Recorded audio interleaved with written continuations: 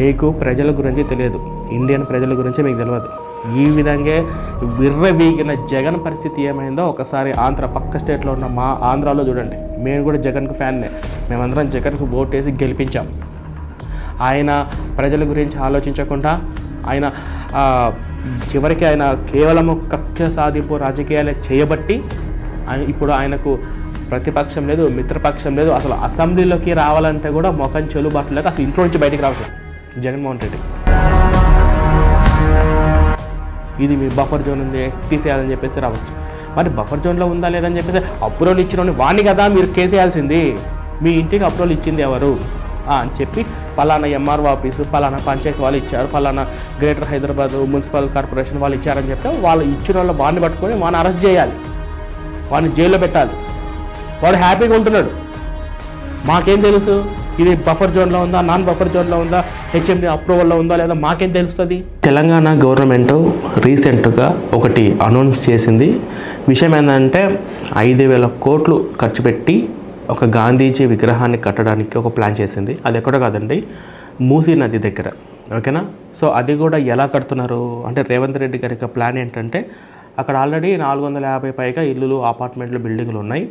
వాళ్ళందరికీ మీరు ఇక్కడ నుంచి ఇది మీరు ఖాళీ చేసి వెళ్ళిపోండి, మేము కూల్ చేస్తాము, మేము డిస్మాంటిల్ చేసేస్తాము, ఈ ల్యాండ్ మొత్తము గవర్నమెంట్ కావాలంట, ఇక్కడ మేము 5,000 కోట్లు ఖర్చు పెట్టించి గాంధీజీ విగ్రహము కట్టడానికి అని చెప్పేసి ప్లాన్ చేసింది. ఓకేనా. అంటే అసలు ఈ ప్లానింగ్ ఏంటో, అసలు ఈ రేవంత్ రెడ్డి గారు కాంగ్రెస్ గవర్నమెంట్ వచ్చిన తర్వాత అసలు ప్లానింగ్ ఏంటో నాకైతే ఇది చూసినాక నేను షాక్ అయిపోయినా. అంతకుముందు వరకు హైడ్రా కూల్ చేశారు, లేదా కొన్ని చెరువులు డెవలప్మెంట్ చేద్దామని అనుకున్నారు. సరే అవన్నీ ఓకే, ఎంతో కొంత పాజిటివ్ ఒపీనియన్ అనేది నాకు ఉండేదన్నమాట. అంటే నేను పక్క ఆంధ్ర అయినప్పటికీ నేను గత 16-17 సంవత్సరాలుగా నేను హైదరాబాద్లో స్థిరపడి ఉద్యోగం చేసుకుంటూ ఇక్కడే ఉంటున్నాను కాబట్టి నేను కూడా హైదరాబాద్ వాసిని కాబట్టి నేను చెప్తున్నాను విషయము. ఇప్పుడు ఇన్ని వేల కోట్లు ఖర్చు పెట్టి అది కూడా 450 పైగా ఇల్లులు ఉన్నటువంటి అపార్ట్మెంట్లో ఉన్నటువంటి వాళ్ళందరినీ అప్పటికప్పుడు ఖాళీ చేసి వెళ్ళిపోండి అని చెప్పి వాళ్ళకు టైం ఇచ్చి వాళ్ళు సంపాదించుకుంటూ ఆ ఇల్లులు కూల్ చేసి అక్కడ గాంధీజీ విగ్రహం 5,000 కోట్లు ఖర్చు పెట్టి కట్టాల్సిన అవసరం ఏంటి? ఓకే, మీకు ఒక శాంపిల్ ఒక వీడియో ప్లే చేస్తాను చూడండి. సడన్గా నోటీస్ వచ్చింది, మేమందరం అసలు సర్ప్రైజ్ అయిపోయినాం. అసలు డెవలప్మెంట్ చేయాలంటే ఇదే ప్లేస్ ఎందుకు మీకు అంటే ఆయన పుట్టింది, గాంధీజీ పుట్టింది గుజరాత్లో. ఆ గుజరాత్ సైలెంట్గా ఉంది, కానీ హైదరాబాద్ ఎందుకు ఇట్లా హంగామా చేస్తుంది? ఇంకొకటి ఏంటంటే మేము ప్రౌడ్ ఫీల్ అవుతున్నాం, ఆయన మన కోసం ఫ్రీడమ్ స్ట్రగుల్ చేస్తుండ్రు ఓకే, బట్ ఇట్లా ఎందుకు చేస్తున్నారు అంటే మా అపార్ట్మెంట్ కూల్ చేసి, ఒకవేళ గాంధీజీ ఉండుంటే ఇట్లా చేసేవాళ్ళు అస్సలు కాదు.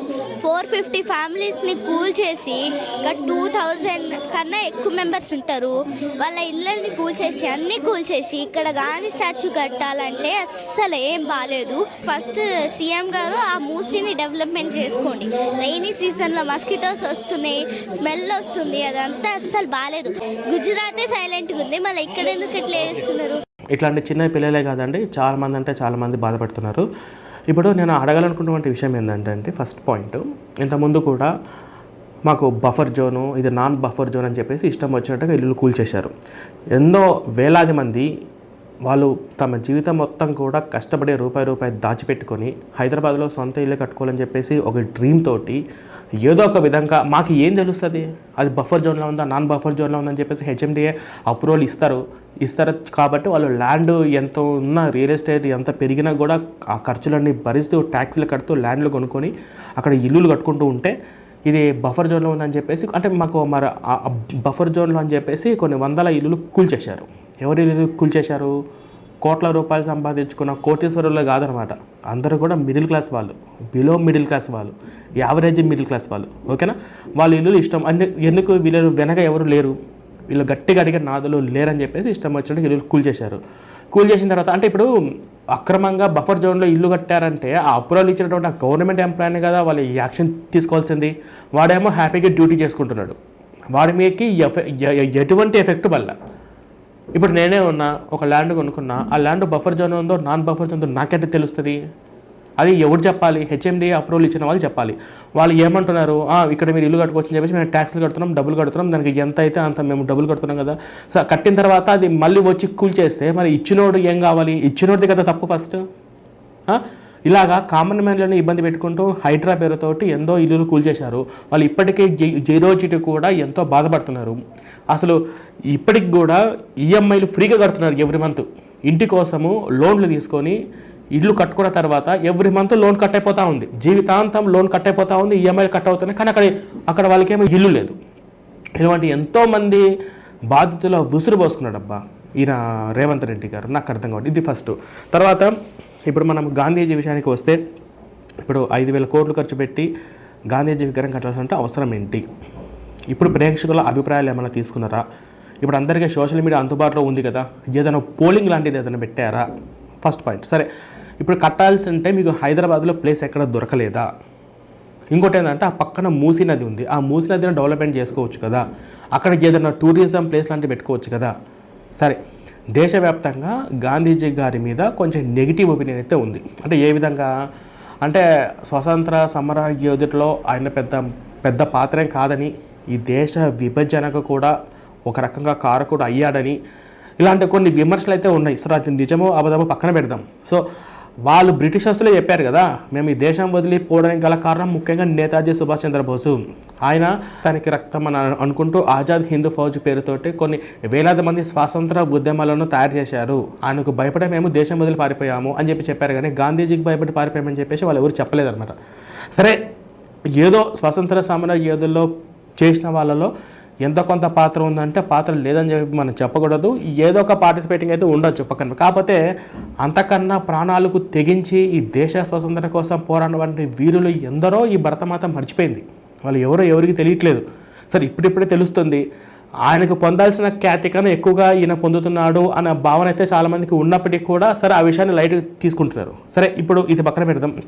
అలాగని సుభాష్ చంద్రబోస్ విగ్రహం కట్టచ్చా అంటే అక్కడ ఎవరి విగ్రహం కూడా కట్టడానికి లేదు. అక్కడ ఉన్న వాళ్ళు అందరూ కూడా అమాయకులు. వాళ్ళు సంపాదించుకునే సంపాదనతో వాళ్ళు ఇల్లులు బిల్డింగ్లు కట్టుకొని అక్కడ ఏదో నివాసంగా ఉంటే అపార్ట్మెంట్లు తీసుకున్న వాళ్ళ మీద ఈ విధంగా చేయడం మీద నాకు అర్థం కావట్లేదు. ఫస్ట్ ఇంకో విషయం ఏంటంటే, సరే ఓ పని చేద్దాం, ఒకవేళ నిజంగా మహాత్మా గాంధీజీ ఇప్పుడు వచ్చారనుకోండి, వస్తే ఓకేనండి వీళ్ళ ఇల్లులు మొత్తం కూల్చేసేయండి, నా విగ్రహం కట్టను అంటాడా?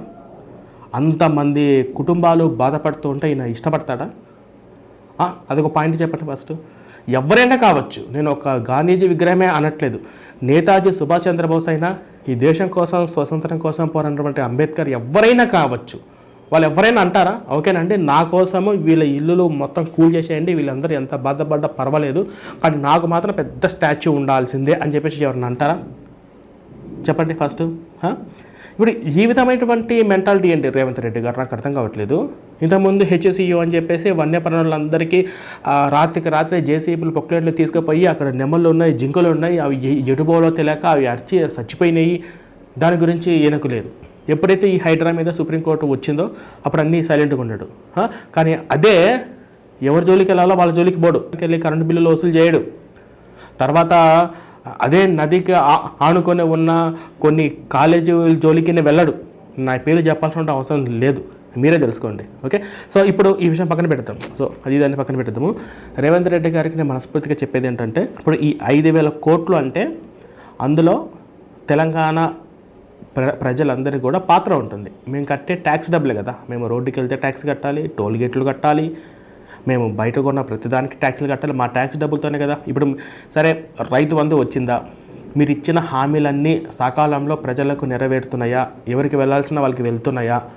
ఇప్పుడు రాష్ట్రం అప్పుల్లో ఉందని చెప్తూ ఈ 5,000 కోట్లతోటి ఇప్పుడు మళ్ళీ అప్పు తీసుకొచ్చి కట్టడం అవసరమా? మరొక మాట చెప్తున్నానంటే, కాంగ్రెస్ గవర్నమెంట్ మొత్తానికి చెప్తున్నాను, మీరు కేసీఆర్ మీద కోపంతోటో లేదా బీఆర్ఎస్ సరిగా చెయ్యలేదనో మిమ్మల్ని గెలిపిలేదు. ఫస్ట్ తెలంగాణ ప్రజలందరూ కూడా కాంగ్రెస్ను రేవంత్ రెడ్డి గారిని గెలిపించడానికి ముఖ్యమైన కారణం ఏంటంటే, ఒకసారి గవర్నమెంట్ మారుద్దాము, బీఆర్ఎస్ కేసీఆర్ బాగానే చేశారు, చేయలేదని నేను అనట్లేదు, ప్రతిసారి వాళ్ళే ఎందుకు, ఇతనికి ఒకసారి ఛాన్స్ ఇద్దాము అన్న ఒక అవకాశమే మీకు ఛాన్స్ ఇచ్చారు అంతే.